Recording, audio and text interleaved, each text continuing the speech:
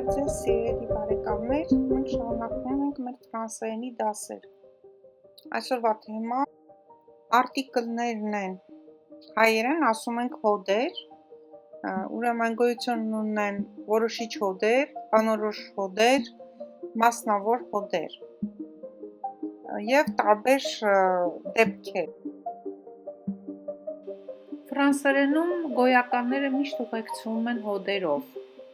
ինչպես ասացինք, արտիկլներ, որոնք ցույց են տալիս քերականական սեռը, արական կամ իգական, թիվը, եզակի կամ հոգնակի, եւ ֆրանսերենում գոյություն ունեն 3 ասացինք հիմնական հոդեր՝ անորոշ, որոշիչ եւ մասնավոր։ Նայում ենք էկրանին եւ տեսնում ենք որոշիչ հոդի աղյուսակը,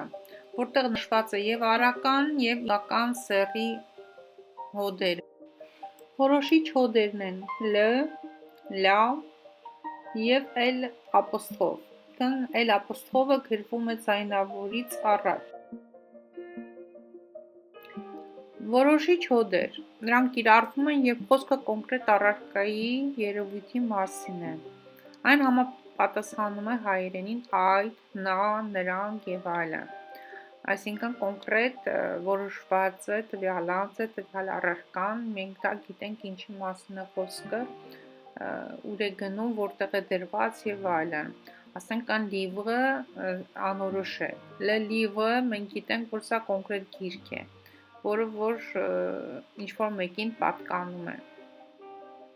Օրինակներ. J'aime le chocolat, ես սիրում եմ շոկոլադ։ L'histoire de la France est intéressante. Ֆրանսիա պատմությունը հետաքրքիր է, որտեղ այստեղ մենք կոնկրետ գիտենք l'histoire պատմությունը, այսինքն Ֆրանսիային է պատկանում, մենք որոշված է գոյականը եւ նրա արտիկլը արդեն դրվում է որոշյալ։ Les enfants jouent dans le parc. Երեխաները խաղում են զբոսայգում։ Անորոշ հոդեր. Un արական սեռ, une իգական սեռ եւ հոգնակի թիվը արդեն դառնում է D։ Դուք արդեն օրինակներում կտեսնեք իրանք ինչպես են օգտագործում։ Այսինքն սա այն հոդն է, արտիկլն է, որ անորոշ է, մենք չգիտենք ինչի մասին է խոսքը գնում։ Մի տղա, մի աղջիկ, այսպես անծանոթ, որ մենք չգիտենք, ասում ենք une fille, un garçon, des enfants, մենք չգիտենք ովքեր են,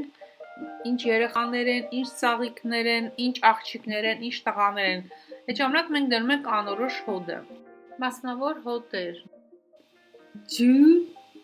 de la, de, et de, L ապոստրոֆ։ Հատուկ դեպքեր։ Բացասական կառուցվածքում մենք տեսնում ենք du, de la, de դառնում են d կամ d։ Այսինքն բացասական կառուցվածքը դա շղթական ձևն է։ Je veux du pain. Մասնավոր արտիկլ, այն շղթականում դառնում է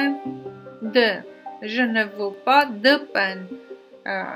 Հենց այդ հատուկ դեպքերն են, երբ որ շղթականը դառնում է d։ Երբեք չմոռանաք ցանկացած շփման ժամանակ բայից հետո դուք դնում եք d անպայման, որպեսզի դա սխալ չլինի։ Վարժություններ, ցանկանայի որ գրեիք էջում, je une voiture rouge, ընտրել ճիշտ հոդը, արտիկլը։ Կատարիք վարժությունները կխնդրեի, ինչպես նաև այս փոքրիկ թարգմանությունը օգտագործելով ճիշտ հոդերը, վարժություններ, որոնք նորից վերաբերվում են հոդերին, պետք է նախընտրեք, թե որն է ճիշտը եւ գրեք, էլի մեկ այլ տարբերակ, որ հոդերը ճիշտ տեղադրեք, hier nous avons visité le musée de Louvre։ Այսպես տեղադրում եք, արդեն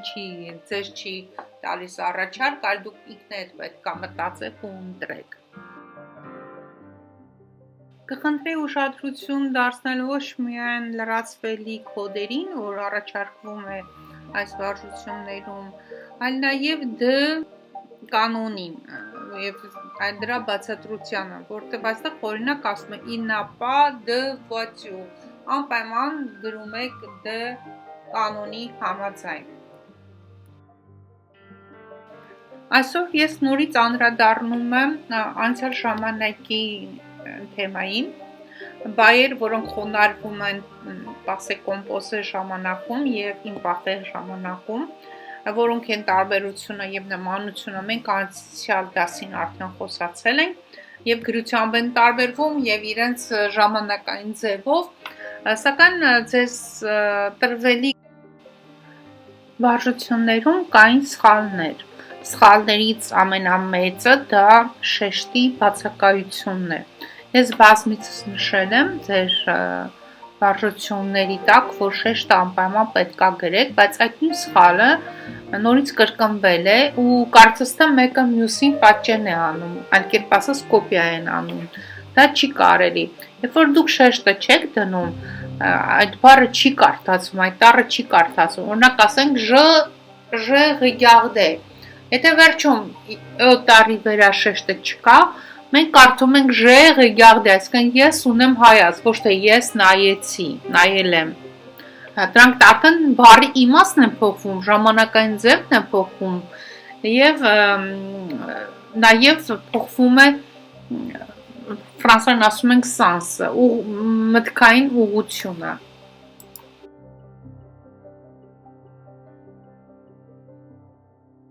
Այդ իսկ պատճառով հաջորդ դասը դա կլինի կետադրական նշանները եւ նրանց նշանակությունը եւ ես ձեզ կբացատրեմ ամեն մի կետադրական նշանի նշանակությունը, օրինակ ասենք բառի վրա այդ գլխարկով շեշտն է դրվում, ասենք accent grave ենք ասում ֆրանսերենում, որը որ փոխում է բառի իմաստը, նույն ձևով գրվում է, վերեն երբ որ շեշտ է դրվում, ինքը դառնում է ուրիշ բառ, այսինքն ասում ես նույն ձևով sur, բայց մեկը տակ է նշանակում, ինչ-որ մի բանի տակ, մյուսը նշանակում է վստահ,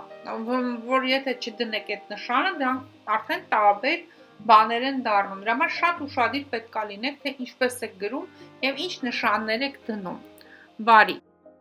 Վարժությունները, որոնք որ այստեղ ներկայացված են, դրանք այն վարժություններից են,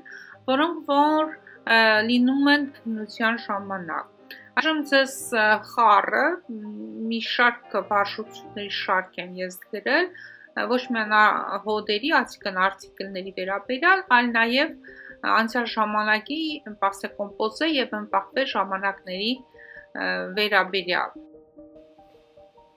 Ահա վարժություններ, որտեղ դուք կատարում եք սխալների ուղում,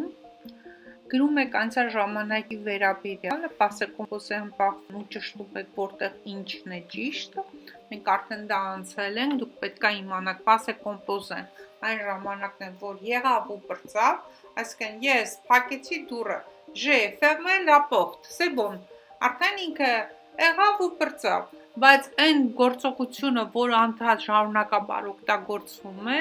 je mangeais des sucreries, je regardais de télévision, այսինքն ինքը նույն ձևով հնչում է, բայց ինքը գրվում է AIS, առաջի դեմքի համար։ Այստեղ մենք տեսնում ենք կարմիր խաչ, որտեղ նշված է նախադասությունը, դուք պետք է կանաչ այդ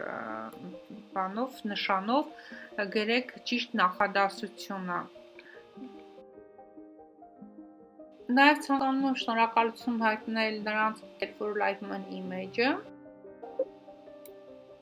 Շնորհակալություն, մենք արդեն 700-ից անց ենք։ Իսկ նրանք, ովքեր որ դեռ չեն գրանցվել, կխնդրեի գրանցվել, որպեսզի տեղեկացված լինեն նորություններին, ինչպես նաև դա մի տեսակ շնորհակալության հաղորդման ձև է։ Շնորհակալություն եւ բարին ընձեզ։ Եղեք հաջողակ։